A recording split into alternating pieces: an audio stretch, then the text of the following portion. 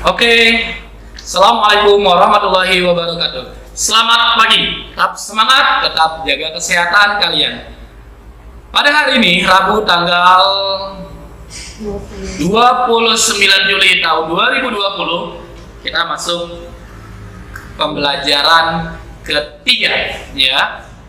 Sebelum memulai aktivitas kita pada hari ini, alangkah baiknya kita berdoa dulu kepada Allah Subhanahu wa taala, kepada Allah Maha Esa, agar pembelajaran kita pada hari ini bisa berguna, bermanfaat bagi kalian. Berdoa dimulai.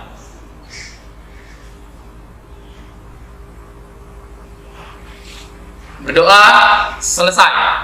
Oke, pada pembelajaran hari ini, Pak Bar akan menjelaskan atau akan menambahkan atau akan melanjutkan, ya, pembelajaran yang sudah dibahas oleh Bu Ira pada sebelumnya tentang perkembangbiakan generatif. Perkembangbiakan generatif, ya, pertama ada perkembangbiakan ovipar, ada vivipar, dan ada ovovivipar.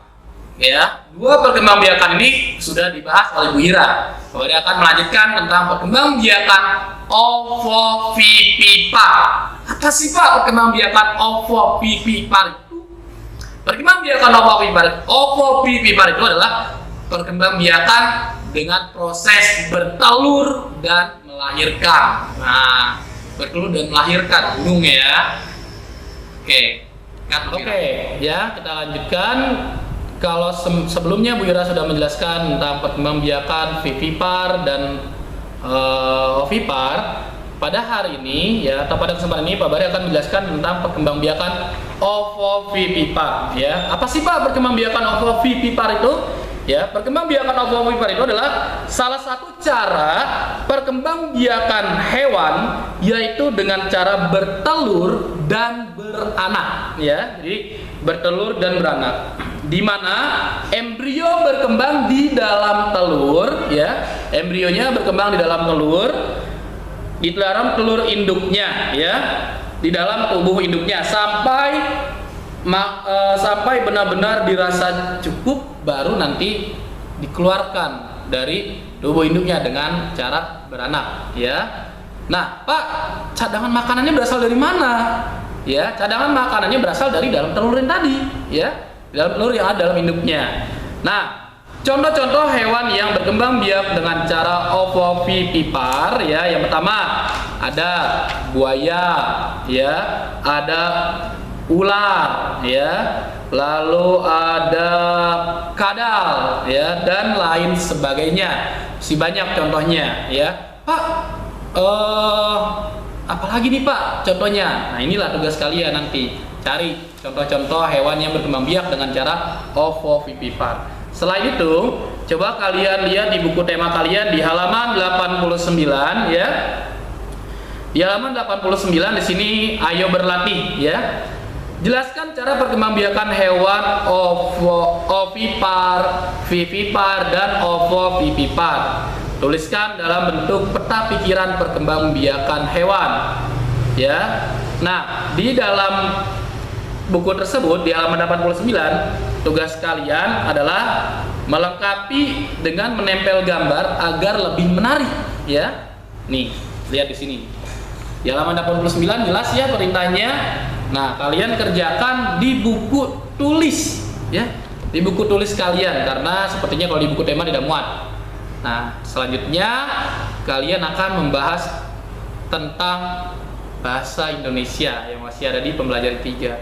Nanti akan disampaikan oleh Bu Ira. Jadi tugas kalian yang pertama tadi tentang perkembangbiakan ovovivipar, tugasnya ada di halaman 89 dan nanti akan dilanjutkan oleh Bu Ira. Hai anak-anak, kita lanjut lagi ya belajarnya di hari Rabu ini. Alhamdulillah tadi Pak Bari telah menjelaskan tentang perkembangbiakan generatif makhluk hidup hewan, yaitu ovovivipar. Jadi kamu akan diberikan tugas, kerjakan tugasnya ya di buku tulis. Di sana ada bagan, ada skema-skema bulat pada halaman yang tadi telah dijelaskan sama Pak Bahri.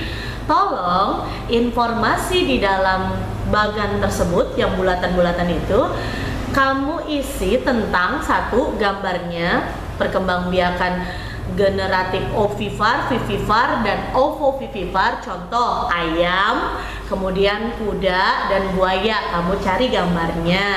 Boleh digambar sendiri, boleh di print out, itu silahkan sesuai dengan kemampuan kamu. Kemudian setelah itu kamu letakkan keterangan ciri-ciri dari hewan ovipar, ciri-ciri dari hewan vivipar, dan yang ketiga ciri-ciri dari hewan ovovivipar. Kemudian tambahkan keterangan contoh hewan yang lainnya.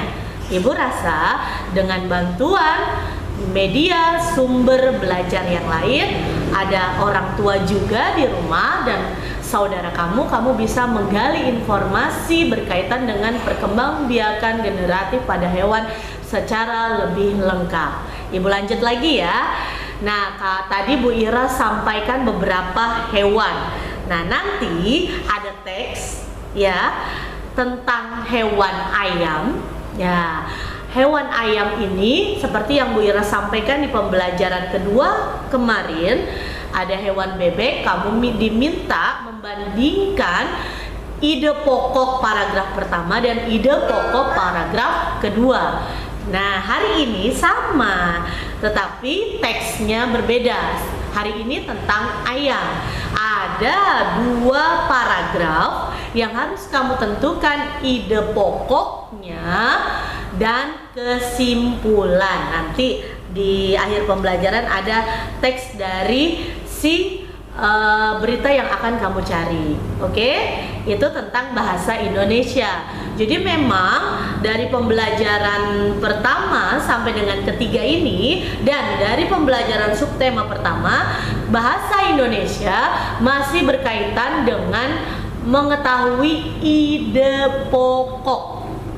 Ya, jadi supaya kamu lebih paham lagi dengan beragam berita-berita atau teks-teks yang ada. Oke, tidak perlu merasa bahwa menjenuhkan belajar ya nak ya.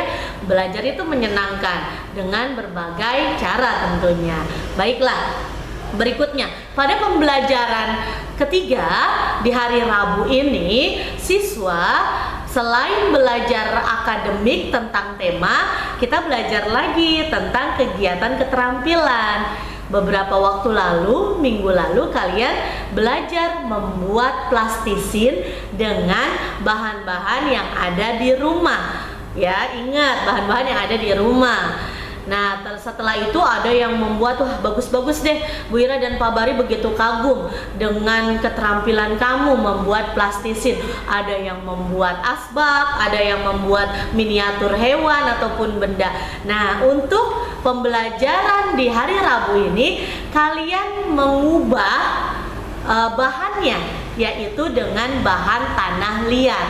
Bahan tanah liat ini bisa dicari di sekitaran kamu, bisa kamu beli di beberapa toko-toko yang menyediakan bahan tanah liat, ada di toko buku atau bisa dipesan secara online. Nah, tugas ini pun tidak harus hari itu jadi, ya, hari Rabu ini jadi, tetapi bisa kamu kerjakan nanti pada saat libur Idul Adha, boleh, ya. Jadi masih ada kurun waktu kurang lebih 3 hari untuk membuat video pembelajarannya. Seperti ketika kamu membuat plastisin, kamu buat ya video pembuatan karya menggunakan bahan tanah liat. Bisa tutorialnya kamu lihat di YouTube, ada banyak contoh-contoh pembuatan karya menggunakan tanah liat. Nggak usah banyak-banyak tanah liatnya, cukup 1 kilogram saja. Jika tidak berubah harganya, 1 kilogram tanah liat itu di bawah harga 20.000. Bisa dicari di online, bisa dicari di toko ya. Bu, diwarnai tidak usah, asli saja. Ya, asli warna tanah liat. Ya, untuk itu kalian tugasnya untuk SBK ini Pertama, masih kurun waktu lama ya, 3 hari, tapi dalam minggu ini, selesaikan dalam minggu ini. Kemudian tanah liat tersebut kamu ubah bentuknya menjadi hasil karya. Bisa beragam macam, boleh vas bunga, boleh asbak, boleh celengan, atau kalau kamu tidak bisa membuat itu, miniatur-miniatur yang lain seperti ketika kamu membuat plastisin. Oke, Ibu rasa dan Ibu yakin kamu bisa mengerjakan di rumah. Untuk itu Ibu akhiri kegiatan pembelajaran ketiga di hari Rabu ini. Wabillahi taufik walhidayah. Wassalamualaikum warahmatullahi wabarakatuh. Selamat belajar.